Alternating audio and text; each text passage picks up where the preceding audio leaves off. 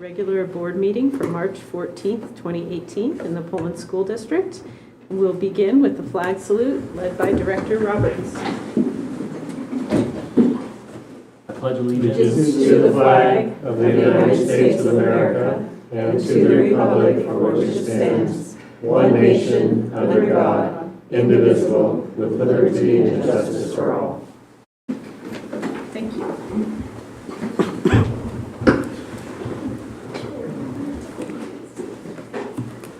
Next item on the agenda is the approval of the agenda. Superintendent Maxwell, are there any changes to tonight's agenda? There are no changes to tonight's agenda. I move approval. Second. It's been moved and seconded that we approve the agenda as presented tonight. Any discussion? All those in favor? Aye. All right, the agenda is approved. Next, we move on to reports, correspondence, and program. Is there a representative of PHS ASB in the house? I believe it is spring, and our representative, it may be busy or forgotten. But Okay. I will double check with them this coming week. Okay. So next, we'll move on to board reports, and we'll begin down at the end of the table here with Director Roberts. Nothing to report this evening. Okay, thank you. Director Everman? I'm just reminded I fail to do this once or twice a year, and that's for the board members to fill out their public disclosure affidavit here. So it's very important. It has to be in by, I think, the middle of April. Correct. Thank you for reminding me. Yes. Yes. Anything else? No, that's it. Okay. Director Tanner? I was just going to give an update on the food pantries since I wrote my community update about that. I found out last week that the extension to Pullman High School is going to be starting on March 30th, chaired by Corey Dantini, so that's really exciting. Oh, nice. The organization has also been approved to use the 501c3 associated with the Pullman Child Welfare. So the pantry will remain their own entity, but will benefit from the nonprofit status, so that'll be really helpful for them. And big news is they won the 2018 Governor's Volunteer Service Award, so that's really exciting. And then at Lincoln Middle School, they had their last recognition night for the 6th graders last week, and the 7th and 8th grade dance sponsored by the Boosters was on March 2nd.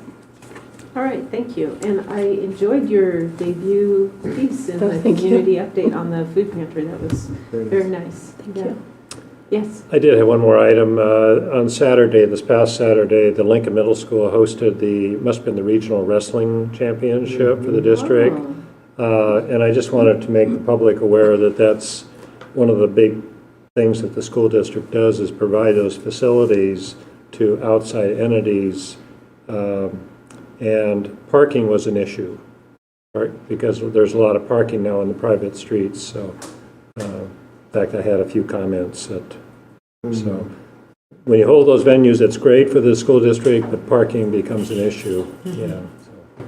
So, Okay. thank you. Thank you. I will report that I spent the weekend in Olympia with the WASDA Nominations Committee, and we are trying to go over some bylaws changes and trying to figure out what being vetted by the nominations committee will consist of. There's a disagreement. Does it mean you get a gold star, or does it mean you have been approved or whatever? And this has been going on for hours and hours and hours. I would say we've been discussing this one particular topic for like 8 hours now over the last year. But this year coming up, the elections for the next WASDA president or vice president elect, it will need to be somebody from Eastern Washington. So if in your travels you meet a school director from Eastern Washington who seems like they'd be a good representative, this would be something to consider. They do take nominations from all over. So keep you posted on that. And this morning I attended the Jefferson Assembly that was focused on safety. And they had 3 student speakers and 2 community representatives from the police and fire talking about safety in schools. And then there was a handout on how to, for students, focused on students, how to contact elected government officials, and it gave them sort of texts about a sample letter and a sample phone call. It didn't say what position you would take on an issue, but it's like, hello, my name is, and I'm fill in the blank grader at Jefferson, and here's what I'd like you to do. So it's kind of focused on helping the students be civically engaged and expressing their opinion, which I thought was helpful. And that concludes my report. Superintendent's report. Yes, thank you. I just want to give a shout out to the FFA who attended our last work session and provided a very nice Yes. presentation on Robert's Rule of Order as a refresher for us. So I do want to extend a thank you. I did send cards on behalf of the board to each of those who presented, and as well as Mr. Matthews. So that was one. I also want to mention we had a great turnout tonight for our elementary attendance boundary open house, and so a lot of positive comments regarding the process. They really appreciate the work that the committee's put in thus far. So there are some questions, and we'll see what those questions are and comments, and we'll be taking a look at those. But overall, very nice turnout. We're very happy with that. So stay tuned for more information. Also, I want to give a shout out to the National Science Bowl Regional Champions. Again, that's PHS 2018. They were also 2017. So well done to our Science Bowl team. They did a great job. Also, I want to thank our students and our staff for their efforts and positive actions in solidarity with the victims of the Stoneman Douglas High School walkout today. And so they exercised their civic duties and were very professional in the way that they attended to those. So I appreciate them yet again for their civic-mindedness. Also, I just want to point out, Friday is our Learning Improvement Day, so we will not have students, but we will have staff participating in a host of activities. I just made a copy of the different sessions that will be offered for staff. I do want to just point out one is Tyler McNamara, Every Kid, Every Day, Celebrating Diversity and Inclusion. Tyler is an author and a motivational speaker, diagnosed with autism at the age of 2. He's going to be giving 4 presentations during that day, so I invite the board, if you have for some free time on Friday, would like to come see the different offerings that we have to offer. But really excited to have Tyler talk to our staff. So heard good things. Never seen him in person, but I'll pass that around so you get an idea of the variety of professional offerings that we have today or have offered on Friday. Construction update. We did not have a construction meeting last week. That was canceled. We have a construction meeting tomorrow for Kamiak. Things are continuing to roll along. So the gym and cafeteria walls are going higher and higher, and they're starting to put on some roofing, doing some framing. I'll have more information after the construction meeting tomorrow, and hopefully we'll have some updated pictures posted by Friday. So that's the conclusion of my report. Next, we have Title Lap programs with Dr. Kramer. I think I might have it up here, so I'll try to see if I can.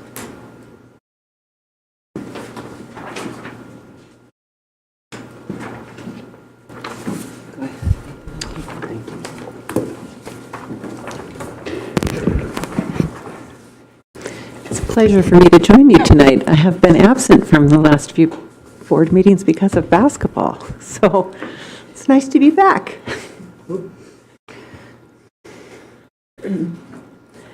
Okay, so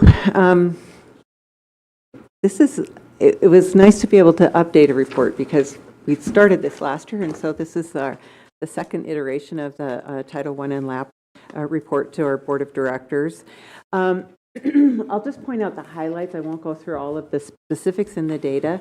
The first one being that you'll notice that we've had a change in the number of students that are served in our Title I program, and that's because all 3 of our elementary schools this year are school-wide programs. And so that means that every child is eligible to receive academic support and social emotional supports. And that's really a great opportunity for us. And then in addition to that, our learning assistance program is serving more children. That is not a school-wide status. That still requires specific identification, typically of our students that are performing academically in the bottom 25%. There are some changes to staffing. Some of that is how we charge staff. So we have not had any significant changes. We still have 3 certificated staff members at each of our elementary schools, along with some high school and middle school staff, and also have a lot of classified support, primarily paraprofessionals providing support to our students in their meeting their academic needs. Budget and the expenditures, it is too early for us at this point to give you an accurate account of our expenses for this school year, and that won't even show accurately until November, the way that the system works. However, you can see that we did have less money this year than we had in the past. The state made some changes to their funding formula, as our poverty level has also has dropped off a bit. And so that's why both Title I and LAP programs are funded according to poverty of the children. So when you look at our program delivery, the real purpose of the program is to provide additional support to kiddos who need it the most in reading, mathematics. It can be science, it can be social supports, but we target most of our instruction in reading and mathematics. The most important piece, and I think a big shift for us this school year, is we've really been focusing on this whole idea of that it's the core plus. So core instruction, and we're required by law to provide core instruction to all students. And then the plus is really our Title I and our LAP, our extra supports to that.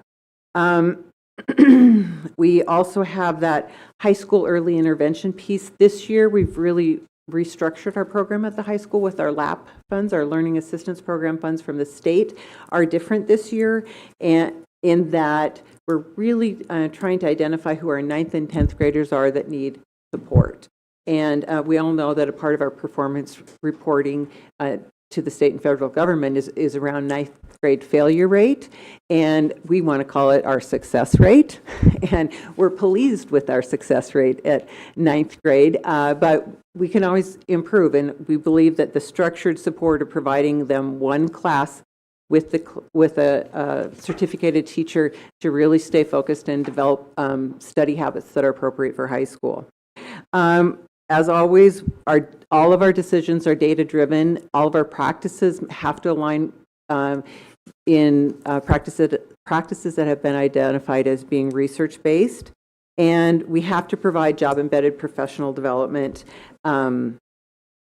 Well, we choose to provide job-embedded professional development. You have to provide professional development. We want it to be job-embedded. That means it's the most meaningful in the classroom with the staff at all times, rather than sending them out for a conference and not doing any follow-up. If folks go to a conference, they come back and there's follow-up to that, because we want that true connection to the classroom.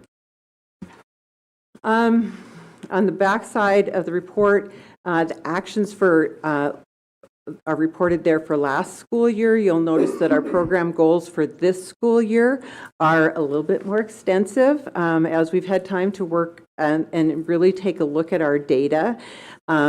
We have continued to do the job-embedded professional development in mathematics. We started that work last year and have carried it over into this year. We'll also continue to do that next year and likely the next year, really trying to refine our math instruction. And I wish I could give you a quantitative measure, but I can tell you that our little guys and their number sense is so different than it was even a year ago. And it's really because our teachers have been very well prepared to deliver that real rich instruction in number sense, and it's really fun. I'm excited for teachers to get kids next school year and say, oh, wow, they are already thinking about multiplication as second graders. I was watching some first graders do that the other day, and it's just really exciting. We are going to, there's an annual literacy conference for teachers of our youngest kiddos in primary grades, and we're going to engage with our new teachers in some of that professional development. But again, bring that back. What does that look like when we come back to our school district, right in their jobs? Refining intervention practices to best meet student needs using those defined research-based practices. We've, at high school, redesigned our program structure here. We've gone school-wide at all elementary schools. School-wide gives you some flexibility in funding, say some of our federal monies in transitional bilingual, Title I, Title II, which is a professional development fund. You can take federal money and Bob doesn't like me to use this word, and Diane doesn't either, but I'm saying it because that's the way I understand it. We commingle or mix that money up. See, Diane doesn't like that. So whatever it is that she wants me to say would be what I really said, but we use those funds more creatively. Also, federal special ed money. We have some flexibility with that money, and that's why you want to do it. But what I can already project is at this point, Sunnyside will probably not be school-wide next year because their poverty rate won't be high enough. And we have been waiting to make that determination, but the number is not increasing. And they're at about 29.2%, and they need to be at 30%. And we can't round it. We can't say we're close enough. It has to be at 30%. And so I'm not sure that we'll make it, but we'll be able to reallocate some funds with our learning assistance program. So I think we'll be okay at being able to maintain most of our programs. We have continued to support our response to intervention. Megan, myself, and Grace meet regularly with our student intervention teams at our schools. In fact, every week, every day, I have a meeting somewhere, and really making those decisions about, who are our kids, what is it that they need, providing those interventions, and then what does the data tell us as a result of those interventions. And then, always working around our assessment results and then that related planning, and then really focusing a lot of work around our new teachers. How can we best support them? How does that look for, we have some, our interventionists, our Core Plus teachers in our elementary schools are highly skilled. So how can they work with their new teacher colleagues that have those same children during core instruction? How can they, coach them along? And so really trying to provide that support to our new teachers in a very different way. So we're very excited about where we're at and where we're going. We'll have, of course, more exciting things to do next year. So, questions? So at the high school level, the GPS, how will it look different? So we have GPS, and then we also have and I'm not going to call it the right name. So we have GPS, which is a credit recovery, okay, and we need to continue to support that. In addition to that, we have a class that's designed for kids that haven't met standard in ELA in 8th grade, maybe have never met standard in ELA. So it's more of a structured study with an emphasis in ELA course. And would that be in addition to the regular English Yes, class? yes, in addition So to... they are getting core plus. Right, that's exactly what our focus is that Core Plus. And most of the kids have said, yeah, this is good. We really want to involve the kids in that decision making, but they can see that they've been struggling and that they need some additional support. And so most kids have said, yeah, I'll go ahead and I'll do that. We've got a great teacher working with those kids. And I think that this has really been the first year, so I'm anxious see what our outcomes are related to that. But again, like, I mean, they measure ninth grade failure. We want to measure ninth grade success. And I think that it's having a positive impact on it. We might not realize it in the first year, but I think that over time we will. Are we still doing like Read 180 at the middle school? We still have Read 180 at the middle school, and we have Read 180 at the elementary schools. We also are using Math 180 at the elementary school, but we are carefully examining that data to see if it's giving us what we would expect it to. Also looking at our intervention programs, and Megan and I have this conversation all the time about when you recognize a kiddo needs support, you tend to want to over-support rather than systematically support. And so we want to give them 1,000 different things, but really we want to give them one solid strategy or use one solid set of materials to work with a kiddo so that they do gain confidence and then skill. And so we continue to do a lot of work around that because I understand it. I understand you look at a kiddo and you just want them to be able to read. And so we're going to give them everything we can, but instead we really need to be systematic with what it is that we're giving kids.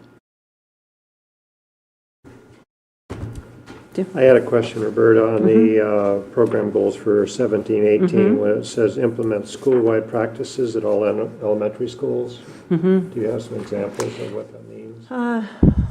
Yeah, so early intervention supports, rather than saying, you know what, this kiddo looks like somebody that might be in need of some additional support, and maybe in the past they might have been somebody that we would have made a referral to special education with. Instead, we're going to provide some intense early intervention with them. So maybe it's a child that isn't reading, and so we want to provide them with some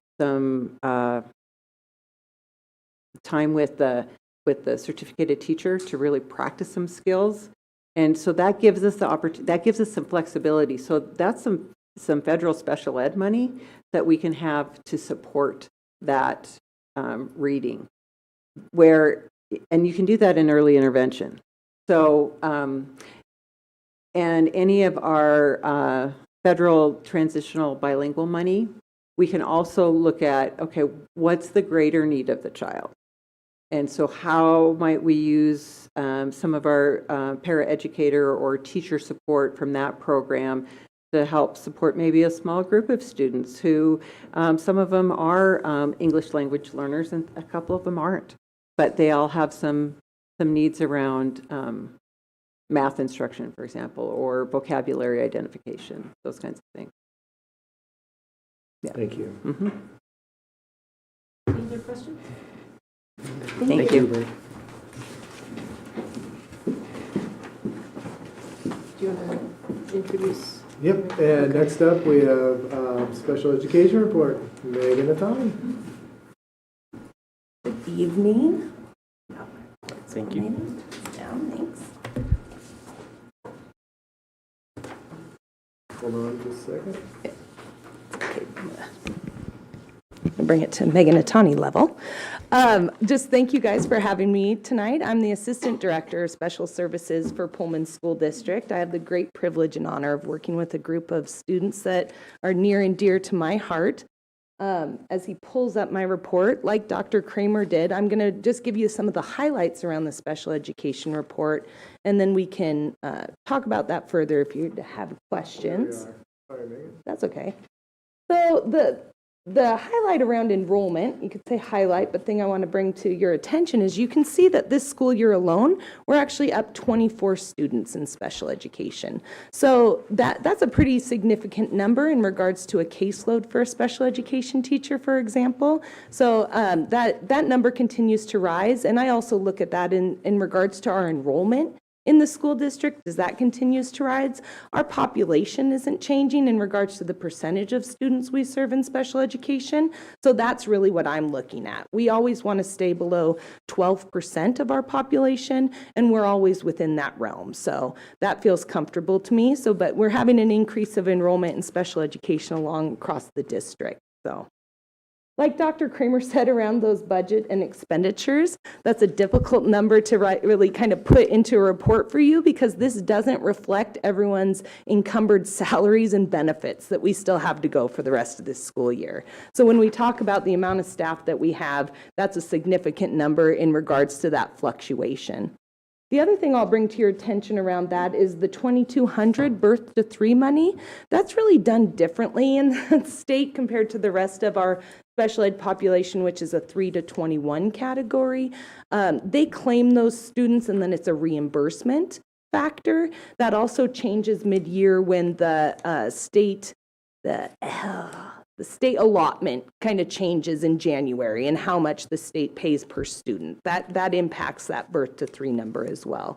We currently contract and partner with Boost Collaborative, who's the local lead agency for birth to 3 work here in Pullman, or throughout Whitman County, really. We obviously have the most significant amount of students in that program. Around 26 to 28 students are served in the birth to 3 program currently.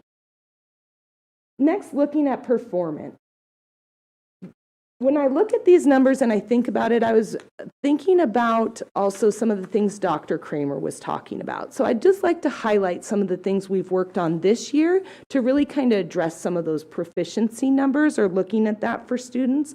One of those is when she was discussing federal special education money around early intervention services. What does that mean and what does that look like? Well, ultimately, one of the examples I'll use is we noticed for kindergarten kids, phonemic awareness and phonics was something that maybe our current curriculum wasn't really targeting as much as we needed to. Working with our kindergarten teachers, working through research-based interventions, zoophonics is something that got brought up as a curriculum that was going to really target that. So what I did then was look at the early childhood zoophonics. Looked at our 2 preschool programs. We have an opportunity to that group of students to get to them in early intervention. So currently, that's one of the curriculums we're using for our students in preschool who receive special education services is the early childhood version of zoophonics. Those kids are going to have that much more of a heads up as they come into our kindergarten classrooms. They're going to be familiar with just let alone the noises and the alligator. I think about alligator and how he's chomping at the bit. That's for students who are experiencing developmental delays. Having that pre-teaching is going to be a huge impact for them and just a heads up or a leg up to coming into kindergarten. So that would be an example of that.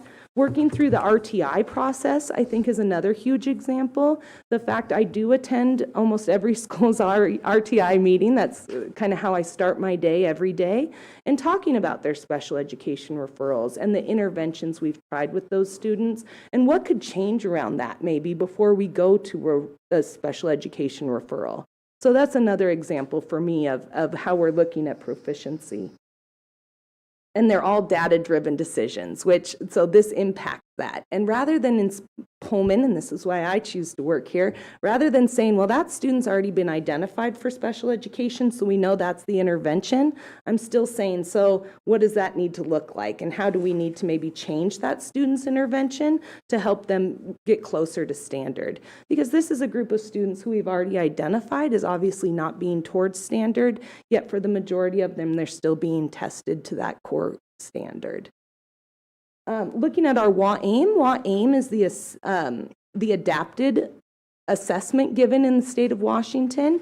And really what that is taking the core curriculum or the core standards and made extensions off of them. So through the state, they've got one down to the engagement level for students. So for our students who are nonverbal, for example, they've given them a way to participate in assessment.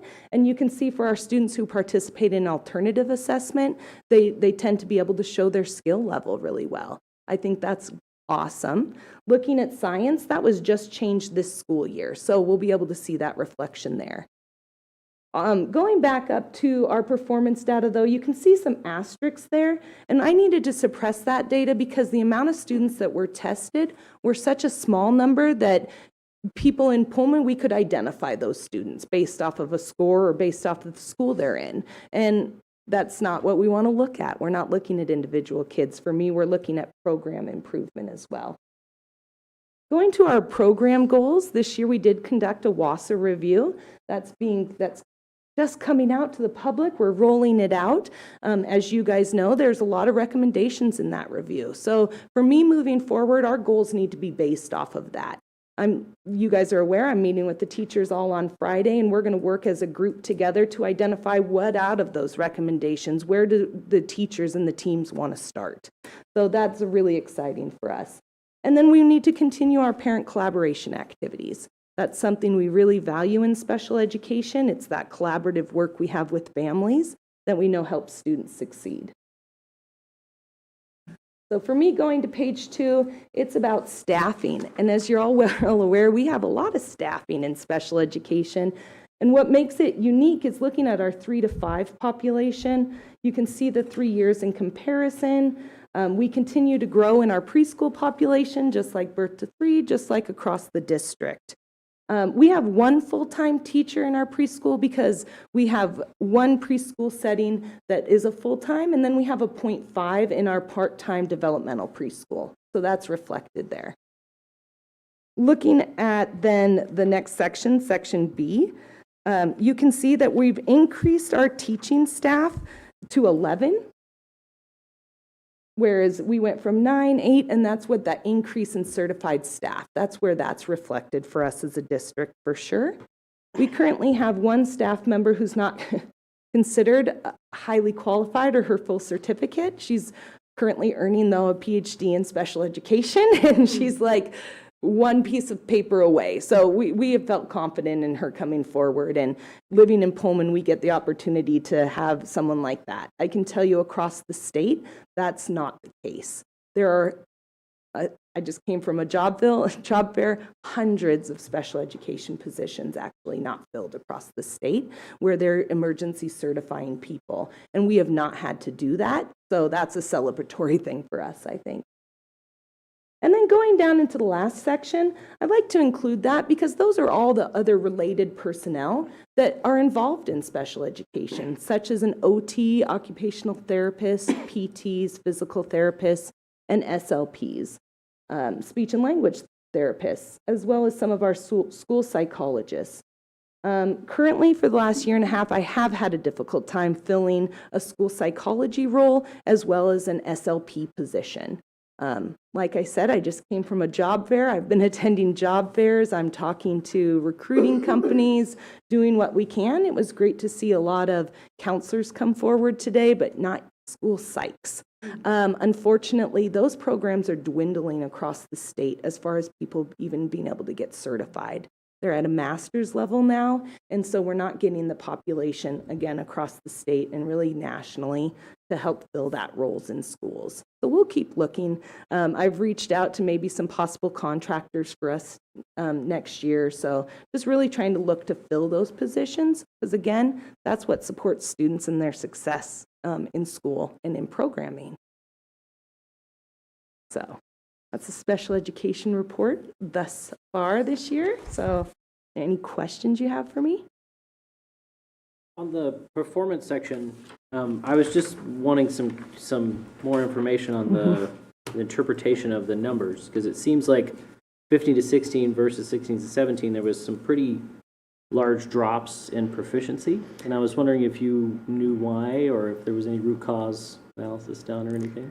I think one thing around that is that sometimes students are exiting special education. So when I look at those proficiency rates in 15, 16, for example, I'm wondering if those students then went on to possibly exit special education services. And then around especially that 3rd, 4th, 5th grade year, we have a large identification of population. So that's often where students might then be coming into special education. So that's one thing I think about when I look at that. The other thing I think about, and I wrote this down, Dr. Kramer, I view special education as core plus plus. Plus, plus, plus. I'm just going to keep going with the pluses because it's about access to core for kids. So I'm really trying to take a shift as well when we look at programming for special education students to say, do they have access to that core? Because if they're being tested on that information, we got to make sure that's what they're getting. Special education is really based in specially designed instruction. I think sometimes we think of that as different. And that doesn't always have to be different instruction. It just needs to be specially designed. So really trying to make connections with the curriculum we're using in special education back to that core curriculum as well. Another thing that I was thinking about when I was looking at this was around that math proficiency stuff. So this year we've made a big effort to try to work with Johnny Stevens, who's our math TOSA, and all the PD around math. And I smile because everyone knows I'm always like, and we invited the special education teachers, right? And now I don't have to ask that question anymore because they tend to say, Megan, we invited the special education teachers. So I think that's another example of something I'm trying to do to address that, because they need to have that similar instruction that general education teachers are getting, especially for our students who might get something different. And how does that then fold into what they're walking into in a classroom setting?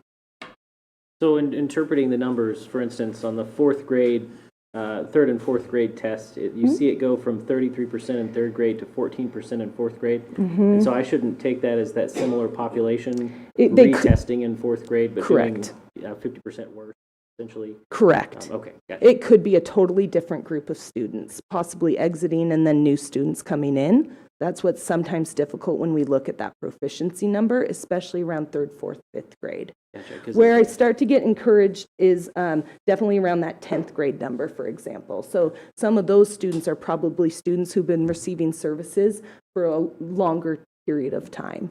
And what is contingent upon these performance tests? I mean, how are they used as far as like metrics? Nothing like that? I mean, No. As far as, okay, good. Yeah, and so some of these students might have possibly spent 15 minutes on the test, for example. We know this group of students sometimes struggles definitely with assessment, and they tend to maybe not persevere through the whole thing as they could. So that's another example, though, of something we're having a conversation about. We're talking about grit with kids and perseverance. So Just fill it out. yeah, and just keep going. Just do your best. Don't give up on yourself. Make sure you share your knowledge. So that would be another mindset activity we're trying to do, to just make sure students are giving their best on this assessment. Thank you.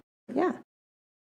So when you meet with the teachers on Friday during midday, is it the special education teachers that you meet with, or are the general education teachers involved in that as well? We're going to start with the special education staff, and so also including my related service personnel. I've asked them to be there because I think they can have a big impact on literacy, an OT activity, for example, into literacy. So we're going to start there, but I definitely intend to make sure everyone knows about our goals around special education and try to get feedback from the general education staff. And I have a big philosophy: every day, every kid, all of us. So if we want to create plans, we need to include all of them as well. Okay. Yeah. Great. All right. Thank you, guys. Thank you for your Thank you, time. Megan. Appreciate it. All right. The next portion of our agenda is the visitors section. This part of the agenda is for anyone wishing to speak before the board, either as an individual or as a member of a group. Visitors addressing the board will go to the microphone and state their name and address prior to presenting their information. The board will listen and may offer clarification, but will not discuss the topic at this time. The board may consider moving the topic presented to a future meeting date as a discussion item. Please keep your comments civil and respectful and limit your remarks to 3 minutes. We do have some visitors already signed in tonight, so I'll invite you up in the order in which you signed in, beginning with Danielle Hodge.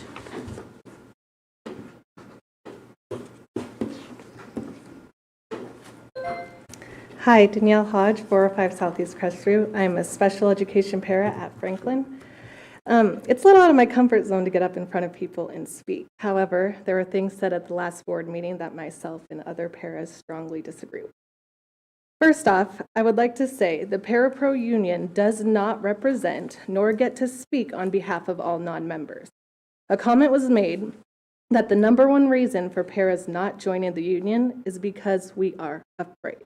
No, it's not. That couldn't be further from the truth. It's because we don't want to. We don't agree with it. We don't support the union reps or the way they're going about things. I'm not even sure how the union got started or how the union reps were selected.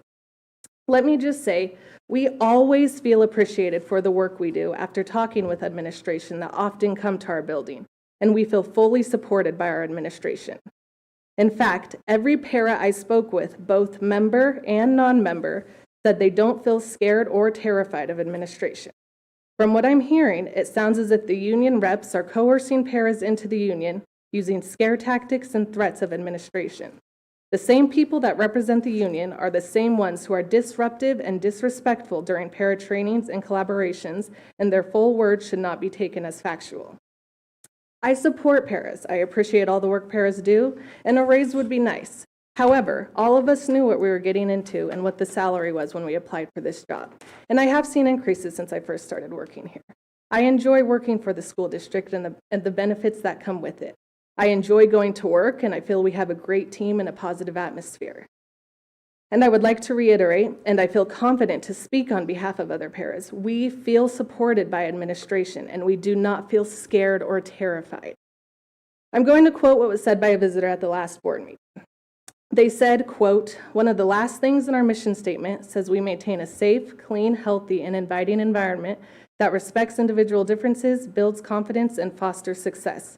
We don't see that, so if we're not seeing that, I would call on the administration and the board to change either the vision statement or the things that are happening within the school system." End of quote. Personally, at our building, we see it.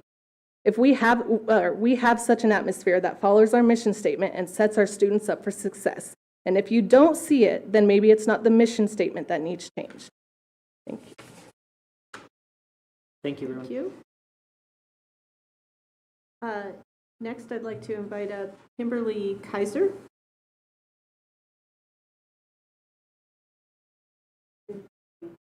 Reading glasses up. Is it bright enough? Hey, my name is Kimberly Kaiser. I live at 770 Southeast Glenwood Court. For the past, I guess I'll start to say we have lived in Pullman since 1996, and I have worked for the past 11 years as a parapro with the district. The past 3 years of that, I've been the title Office Support Parapro at Franklin. After the last board meeting, I wanted to come share my feelings as well about being a parapro in the district. I don't want others to speak on my behalf. I don't need that. I'm not a member of the union, not because I am afraid or terrified to speak out, but because I don't feel the need to be part of the union. Nor, I guess I'll say, when they formed the union, I was never contacted about being a part of the union. I was never invited to a meeting, nothing. I've never received an email. For me, being a parapro is a great job. It allows me to have holidays and summers off, which is perfect when you have a family, and also benefits are provided. It is a challenging position, but very rewarding. I feel appreciated by those I work with, and I am thanked for my work. I truly feel like I am part of a team. We all work together, helping and supporting each other every day. Within that team, I have a voice. I am able to share my thoughts and opinions on issues, and to offer solutions to challenges we face with no fear of retaliation. I feel respected and listened to, and I appreciate this. This kind of teamwork creates a work environment which is enjoyable, safe, and healthy for everyone. It was mentioned at the last board meeting that the parapros are counselors, security guards, police officers, and search and rescue, just to name a few. However, everyone who works at the school wear those same hats at some point each day and every week. It is part of being a team that respects each other and works together to bring a safe and fun learning environment for all of our students. For me, the parapros are not the heartbeat of the school, which was mentioned at the last board meeting. The students are the heartbeat. For without them, schools would not exist, and there would be no need for any of us. To allow for our students to continue to learn and grow, it takes support from everyone who works in the district, not just the parapros. We are all a team and need to continue to work together to make Pullman School District the best that it can be. Thank you. Thank you very much. The next speaker is Crystal Hogg.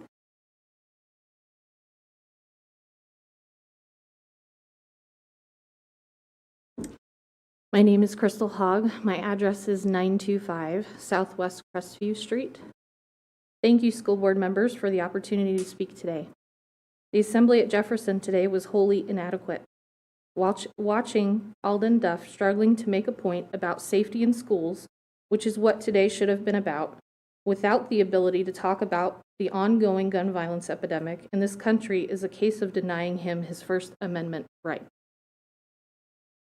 Today was an opportunity to teach young children the value of civic engagement and the power of protest, but instead we talked about the things kids already know about, like the function of the fire department and police department in Pullman, and denied them the right to peacefully protest. The fire and police departments in this community are amazing. Wouldn't it have been a better idea to have them engage the students in something that is more relevant, like teaching them the confidence to tell an adult when they witness something that seems out of the ordinary, or building a relationship so they aren't fearful of their protectors and how to tell the difference between those people and the people out to hurt them? In Dr. Maxwell's letter to parents, he specifically outlined the importance of free speech, and when the opportunity, Alden Duff was denied that right. This event wasn't something that was spontaneous. There are hundreds, if not thousands, of districts across the country that handled today's events in a way that allowed students to express themselves and keep them safe at the same time. The leadership displayed today was disappointing. Using the excuse of student safety to not allow students to protest for more safety is not acceptable. Thank you. Thank you very much. Thank you. Would anyone else care to address the board at this time? Okay. All right. That concludes the visitors section. Next, we'll move on to the consent agenda. Tonight's consent agenda consists of minutes, personnel report, ASB fundraisers, warrants, and professional and personal services contract reports. I would now entertain a motion regarding the consent agenda. I move that we approve the items on the agenda. Second? Thank you. It's been moved and seconded that we approve the consent agenda. All those in favor? Aye. Okay, the consent agenda is approved. Next, we'll move on to action items. The first action item this evening is enrollment projections, presented by our fiscal manager, Diane Hodge. So at the last board meeting, I presented our budget enrollment for our next fiscal year. So at this meeting, we are asking the board to approve 2,845 budgeted FTE for our 2018-19 budget. I move that we approve the projections as presented. Second. Okay, it's been moved and seconded that we approve the 2018-19 enrollment projections. Is there any further discussion? Hearing none, all those in favor? Aye. Is anyone opposed? All right, the enrollment projections are approved. Next item on the agenda is policy 1450, absence of a board member. Thank you very much. So in the executive summary, again, we talked about this our last two board meetings. So I'm bringing together two options regarding absence of a board member. So I will bring up option A first, which was presented last week. We met. Try to make it so we can read it all. So we had originally passed this several meetings ago without number 3, 4, and 5, which was religious observance, official board business, or situations covered by family medical leave. The black font was the original WASDA, which was originally passed. Since it was last passed, we ran into a religious observance issue. We also discussed maybe some upcoming things that may involve a board member that we believed would be excused, and that was added official board business, such as your trip over in Olympia, or situations that would be covered by Family Medical Leave Act. So this language was incorporated, brought back for your consideration. At that time, there was a discussion regarding the first paragraph, which states that whenever possible, a board member would give advance notice to the chairman or superintendent of his or her inability to attend a board meeting. A majority of the board may excuse a board member's absence from a meeting if requested to do so. So there was some discussion regarding that. Since then, that board member had submitted some possible language for your consideration, which was labeled option B. So I'm going to pull this up for you. Option B is the same as A, with the exception in the first paragraph. Such prior notice will qualify as an excused absence. Also, a majority of the board may excuse a board member's absence from meeting if requested to do so. So the board member requested that this additional language be put in, that such prior notice will qualify as an unexcused absence. As an excused. As an excused absence, sorry. I've got unexcused and excused on my mind. So, Yes. So such prior notice would qualify as an excused absence. So I brought both options for your consideration.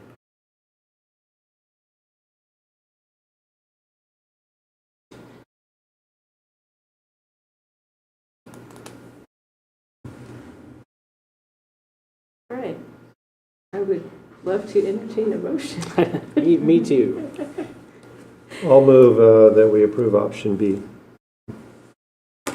Second. Okay, it's been moved and seconded that we approve option B. Is there any further discussion? I think the reason I liked option B, it seemed to simplify the process, but maybe I'm reading it the wrong way. It just seemed to simplify it.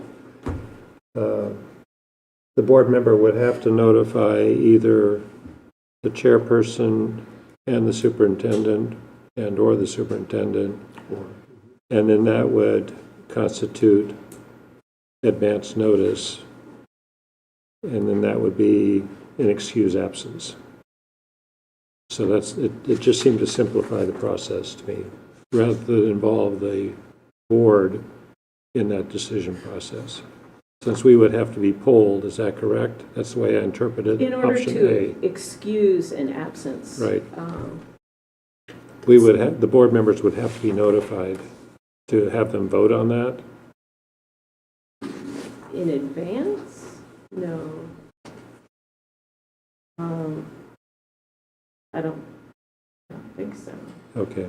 I mean, So we could approve it after the fact. In our minutes, is that what that would, see, that's what I was questioning about option A. There's not really a procedure for it at this time, right? yeah. It's not a procedure. And so I looked at option B as a simplification. So that's, Okay. Well, I'll state that I prefer option A. I don't see the point of having a policy that excuses for certain reasons, but then saying all reasons will excuse if you give prior notice. That if prior notice constitutes an excuse, then it wouldn't really matter what the reasons are, because whether you choose to go on vacation, or it's your birthday, or it's your anniversary, or whatever might come up, Sure. they would all be excused. Or you chose to walk out to participate in a demonstration or whatever. We're saying that those are all excused, and that that's, to me, not consistent with policies that would apply to a school or a place of work. so option A would require some degree of judgment. I would say that policy A says you're excused if you're excused for reasons 1 through 5. Okay. Otherwise, I guess I would read option A as you would give prior notice so we would know if we were going to have a quorum or not. Right. No, I And understand. if they request it, because maybe something else, maybe there's a seventh one we haven't thought of would come up, sure. then it would be the board's option to, if somebody said, I'd like to be excused for something that maybe would come up, then you would have the right to say, that makes sense, we're going to excuse it, or we don't excuse it. But just like I would tell my daughter if she chose to walk out of school and be marked absent, you'll be marked absent for walking out. I would just, if I chose to not come to a board meeting because I had a work conflict or something like that, I would just be marked absent.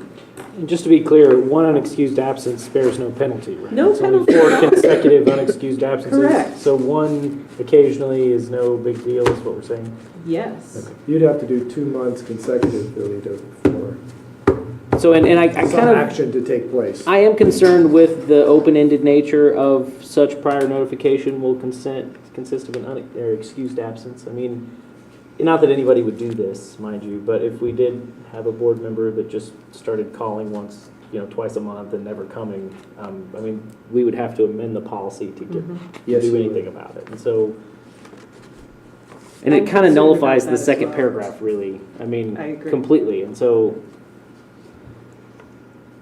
It doesn't take into consideration abuse. exactly. And like I said, I'm not like saying anyone would do that, but I do not want to be left into a situation where we have to amend a policy to expel a board member and then Right. expel the board member. I mean, that would be, Well, we wouldn't have a quorum probably to do that anyway, so I don't know. That could be a possibility. Yeah.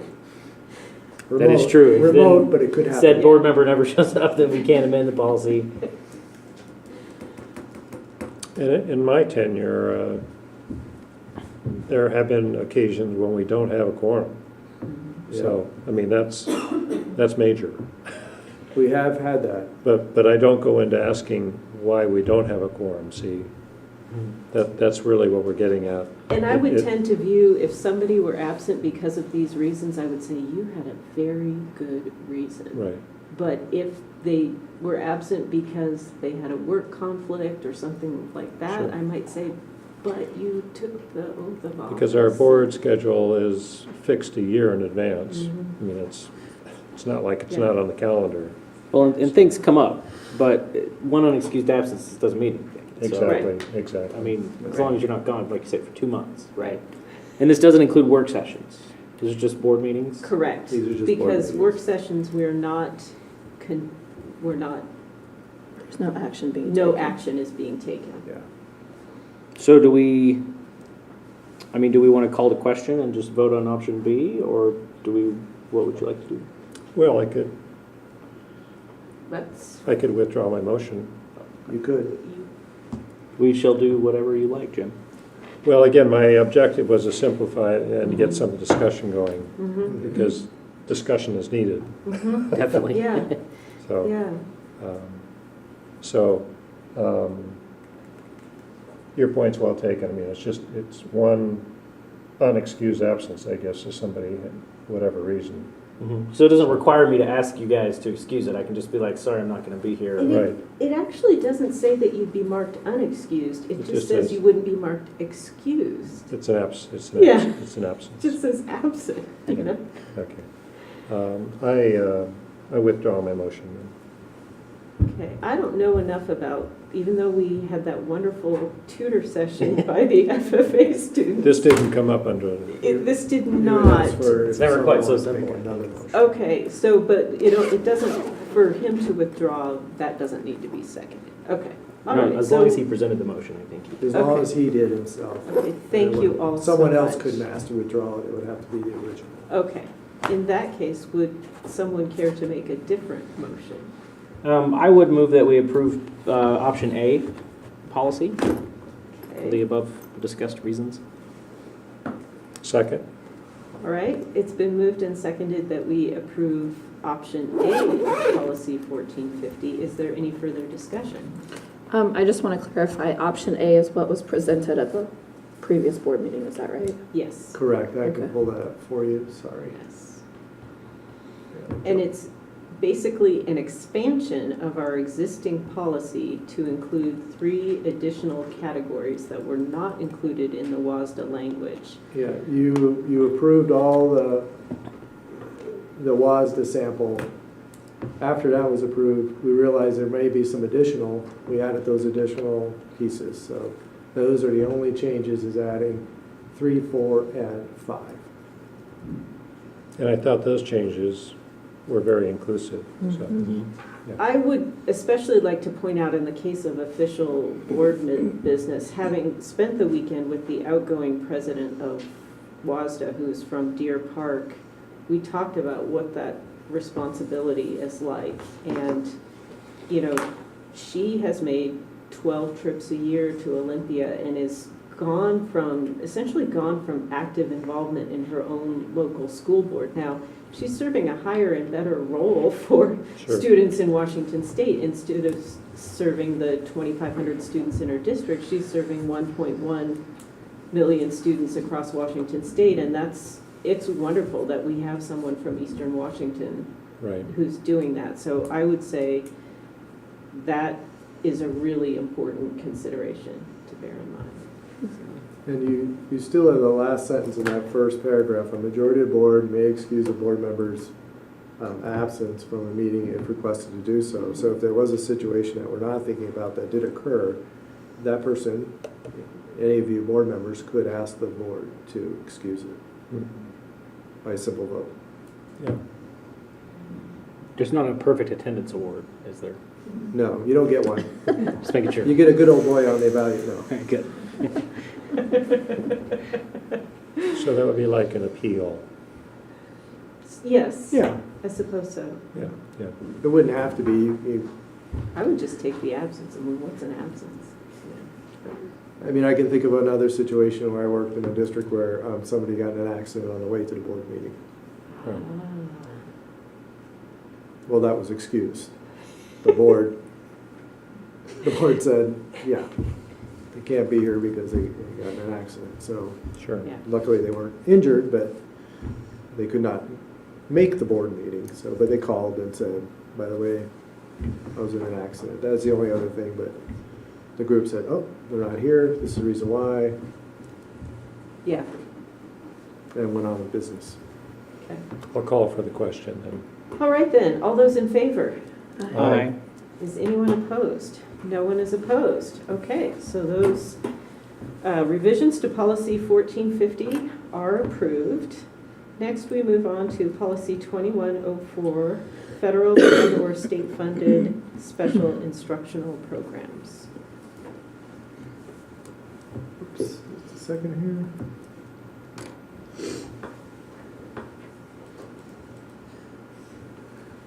Again, sorry, this is a little hard to read, so I will read. So this language is, in this policy, has been updated to align with WASDA sample policy.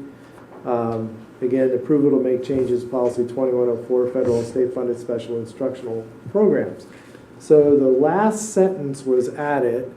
Applications may include, but are not limited to, programs for highly capable, remedial, and minority students. And then there is a strikeout at the third paragraph, which strikes out the No Child Left Behind Act. That's because that no longer exists. It's now ESSA, Every Student Succeeds Act. So this is just minor language changes. But really, it doesn't change the purpose of the policy. Just specifies in the first paragraph, eliminates outdated title in this third. I'll move that we approve the policy 2104.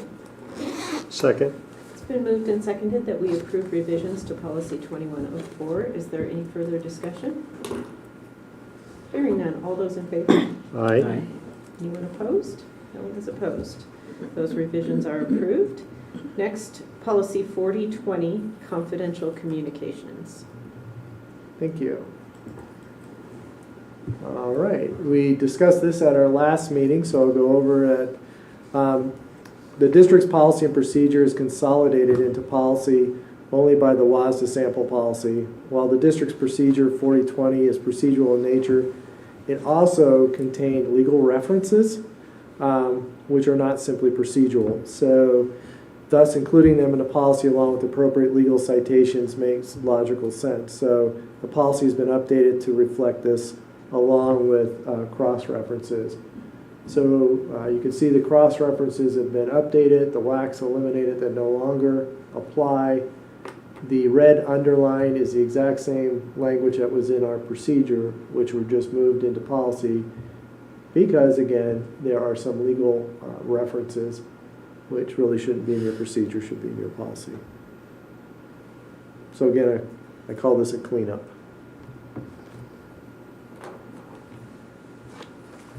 I move approval of policy 4020, confidential communications. It's been moved and seconded that we approve revisions to policy 4020, confidential communications. Is there any further discussion? Hearing none, all those in favor? Aye. Is anyone opposed? Okay, those revisions are approved. Thank you. And our final action item this evening is policy 4045, deletion of that policy, public notices. Thank you. Oops. A little too zealous with the enlargement. So, again, this policy no longer exists as a WASDA policy. There are a number of public notice requirements that are specific to various district activities, federal and state grants, for example. These are covered in specific policies pertaining to each of the district activities or are found in our annual notification notices that we post on our website every year and have to sign for. So this is just, it's no longer needed. I believe this was way back in 1999. We've come a long way since then where public notices are now contained within specific state and federal programs, as well as an annual notification notice that we have to put out each year. So it makes this policy obsolete. Move that we approve changes to policy 4045. Second. All right, it's been moved that we approve changes to this policy. The changes would constitute deleting this policy. I just want to make it clear. Any further discussion? Hearing none, all those in favor? Aye. Aye. Is anyone opposed? Okay, that policy has now been deleted. Next, we move on to our discussion items, beginning tonight with policy 1310, policy adoption manuals and administrative procedures. Oops. Thank you. So again, policy 1310 includes updates to align with WASDA's policy version. The primary substantive changes is the addition of the sentence, non-substantive editorial revisions and changes in administrative, legal, or cross-references need not be approved by the board. If this policy revision is approved, policy revisions that are not substantive will go to the board in the informational items section of the agenda and streamline the board business and save time at meetings. So again, especially with some of these older policies that we're going into where the cross-references are no longer even found in WACs or RCWs, we would eliminate them, update them with the correct, and put these in informational items. You still would have an option to, obviously, when you read your packet, see those, and if you did have a question, we could always bring that back for discussion. I personally was thinking, well, there's going to be a lot. Like every time we change No Child Left Behind to ESSA, which is going to be in a lot of policies, they'll be in there. And I had kind of gotten into a bad habit of not really carefully reading the informational items, thinking, well, I'm not approving it, you know, it's just there. But I wonder if we shouldn't kind of walk through just what's in there, or have you walk us through informational items then, if this is the case, and just say, does anyone have any questions about this one? Well, we kind of get used to this and see what it looks like. And I'd be happy to do Okay. that. If you, in particular, I think if it's a policy, then that would be okay. prudent to bring it to your attention that this is just not a procedural information, it's actual policy. Yeah. And here's why the changes were made. In the WASDA policy news, I noticed it did say the procedures, even though the board doesn't act to approve procedures, the procedures still need to be consistent with the board's intent from the policy. So Correct. even though we're not approving those procedures, we probably should read them, and if there's something in there that you have a question about, make sure that we question if that's consistent with our intent. Well, and if it's on that, if it's on the information agenda too, then we can move it to a discussion item Yes. if we'd like as well. So Yeah. Absolutely. I like that Yeah. idea a lot. That's to be a- honest. Yeah, They've done this because we will see a lot of new ones come out, and a lot of them will be very minor. They'll be RCW, lax, legal references only, maybe like you'll see here. Will to shall, I'll probably Yeah, I was going to say. be thank you around for- enough to see that switch back eventually. I was- but, That's a non-substantive change, right? I mean, There's a Exactly. lot of Yeah. non-substantive changes that you'll run into that you'll spend a lot of time, especially, and you've noticed already in the last few months, we've done a lot of shall to wills. And I can remember 10 years ago, we were going will to shall. So, Yeah, I definitely agree with the putting them on the information items. I also had a question as to why we struck the board shall approve procedures relating to board operations, section 1000s. that I would have to take a. It's look. read under administrative procedures, last sentence, first paragraph. The board shall approve procedures relating to board operations, section 1000. Because those are items similar to the board attendance policy we just that discussed. Is that that is correct? true. Yeah. That's a good catch. I would have to go back and look at the WAS's reasoning for that.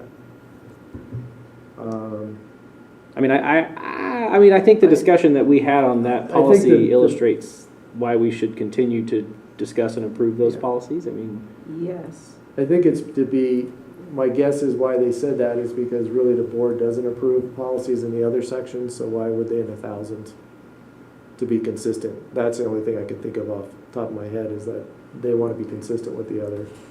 But you can always, if you have a question about a procedure, move it to a discussion I item. still haven't found the part you're Oh, it's talking, I'm so it's sorry. right under administrative, it's this last sentence, the board shall, Approve procedures relating. to section 1000. Yeah, no, I think we should have, yeah, can we just reinsert that? Yeah. I mean, because Yeah. those are procedures about the board, so, Sherry, yeah. can you make a note, please? Thank you, Nathan, that's. yeah, no problem.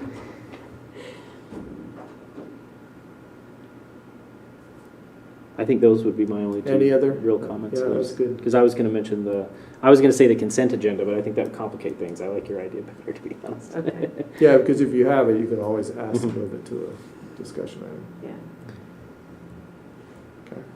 Okay. Okay, Anything else on that? Good catch. well, I'm looking forward to saving some time with that. Yeah, the will shalls thing, I've wondered about that several times. So this is, if I'd have known we could have changed it from the very beginning, it would have been my first action. Well, get ready, because you're probably going to see a lot of it, so. Okay, Okay, we'll move on to the next discussion item, which is policy 3131, attendance area transfers.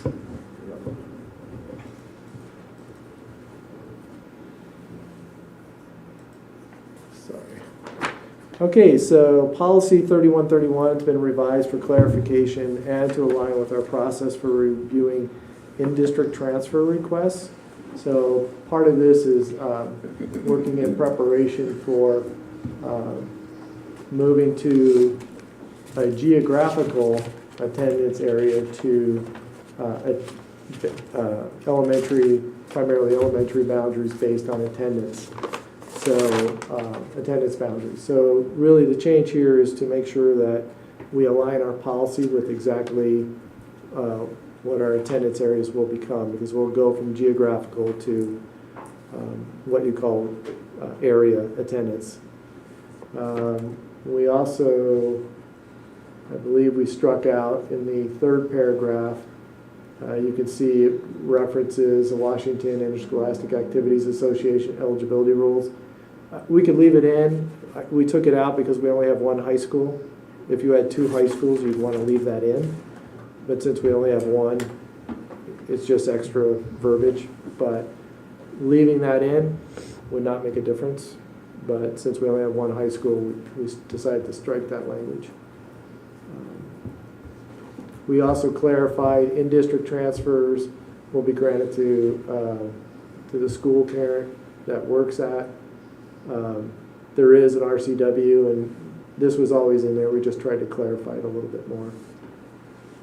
There are some conditions where it would not be approved, and those are the bullets that were already existed. It also updates our procedure 4312P, complaints concerning staff or programs. So we'll have several of these procedures coming in future board meetings that align with the policy, because we do have to do some cleanup in order to align with our new procedures. I had just a quick clarification question. So, I mean, as far as the definition of in-district versus out-of-district, because I know we had the two forms. In-district would be anyone in the colored map, is that correct? Anywhere within our district boundary. Yep. So what is the quantity of students outside of our district that currently attend? We had that information a couple, I want to say 4 or 5 weeks ago. We have approximately 90 total. I can't recall off the top of my head. K-12. 28 at elementary. Gotcha. And so this won't be This- handled by this policy, but it's a different policy document? That's right, that Okay, would be gotcha. different. So we're going to call those, transfers occur within district, choice would be coming from out of district into our Okay. district. So We're it's a- trying to clarify it to simplify the understanding for people, as well as our own staff. Because really you choice into a district. When you're already in the district, you transfer. Mhm. So and this may be outside of this policy discussion, but when you're out of district and you apply to transfer in, is it choice-based? It's choice. Still? Okay. Mhm. And then the choice is at the availability, Correct. requirements that are set out? Yeah. Thank you. And there'll be a different Like set of procedures range for of choice. criteria. Yeah. Cool. And we're in the process of drafting those. Jim and Amanda, do you have any comments? Well, would it be worth putting that distinction in this policy? Choice is a whole nother set of rules. Right, no, I It's- understand that, but yeah. the terminology, Yeah, you might start with, this policy describes in-district transfers for out-of-district C. I mean, maybe even a footnote that just says for out-of-district transfers I think C. a clarification A is clarification, maybe even in the title. This is a major policy change Yeah. for us. We can do something with the title, and I can bring it back, Okay. definitely, so it's a Okay. little bit more clear. Clarification. Yeah, that makes sense. I would like to work on offer to work on some of the language also. I think it could be cleaned up. I'm personally not comfortable with an appeal to the board. Yes, and that was, I would recommend maybe removing that language, because we really should be no need to appeal to the board, because if we have a clean process, There It is what it wouldn't is. be- No, yeah. I think it behooves us to take a little extra time on this because this is Yeah. major. My goal would be to get as close to the WASDA sample as works for us. Yep. And I researched the WASDA sample. It does not have an appeal Mhm. attached to it. It's Yeah. just, you either meet the criteria or you don't. Well, and that opens itself to all sorts of unfairness. I mean, to Exactly. be quite honest, because the loudest, squeakiest wheel is always going Exactly, to get their and student one right. we're going to be, we're in a time of transition where we Yeah. could be. Like 400 sudden- requests. Exactly. Right. So I would like to really try and get this right, even if it takes a couple of Exactly. rounds. Yep. No, that's absolutely good points. Thank Okay. you for bringing that up. We have those two notations, Shannon, thank you. So we will rework that, Okay. and we will bring that back. So I appreciate you taking time to look at it. Are there other policies similar to this that we need to get working on before they Yes, affect? we are working on Thank those you now. for Yeah. asking, yeah.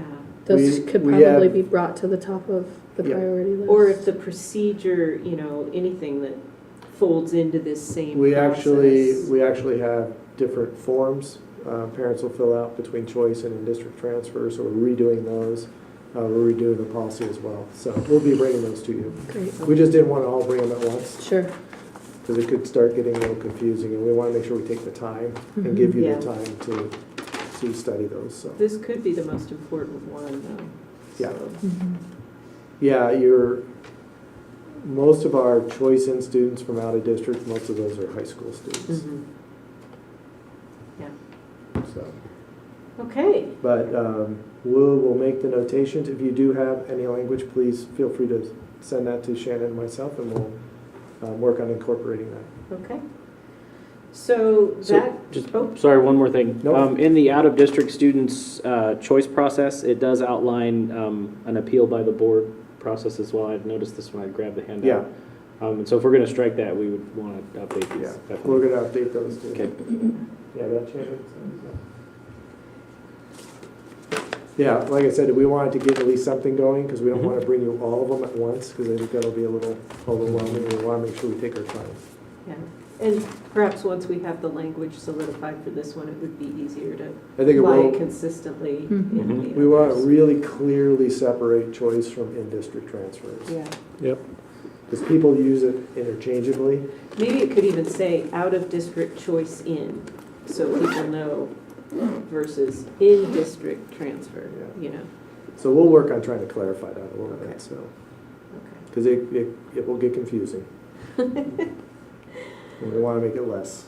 All right, so that concludes the discussion items. In the spirit of what we just said, there are informational items on the agenda, but I don't think we have any questions about them, but they're administrative requirements update, board calendar, current enrollment, and then the procedure for 3130 that accompanies the policy that we're still are looking at. So we might want to view the procedure, but it seems too early to Yeah, I was, say anything yet because we don't have the policy yet. So, and we'll keep bringing that. okay, We can bring that perfect. back for you so it aligns with the Okay. policy.